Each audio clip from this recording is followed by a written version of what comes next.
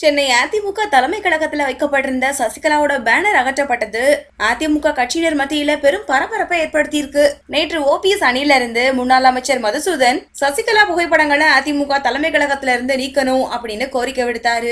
இந்த நிலையில இன்னைக்கு காலையில திடீர்னு அதிமுக தலைமை கழகத்துல வைக்கப்பட்டிருந்த பிரம்மாண்ட பேனர்கள்லாம் அகற்றப்பட்டிருக்கு. இது மூலமா ஓபிஎஸ் அணியோட கோரிக்கையும் நிறைவேற்றப்பட்டிருக்கு.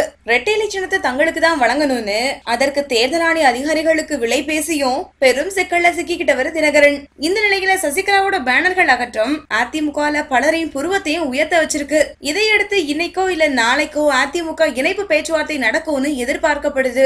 சசிகலாவோட பேனர் அகற்றப்பட்டதால நினைச்சதை சாதிச்சிட்டாரு ஓபிஎஸ்னு பேசுறாங்க. இந்த வீடியோ பிடிச்சிருந்தா லைக் பண்ணுங்க, வீடியோ பத்தின கமெண்ட்ஸ் போஸ்ட் பண்ணுங்க. மேலும் இது போன்ற தகவல் தெரிஞ்சுக்க எங்க சேனலை சப்ஸ்கிரைப் பண்ணுங்க. நன்றி.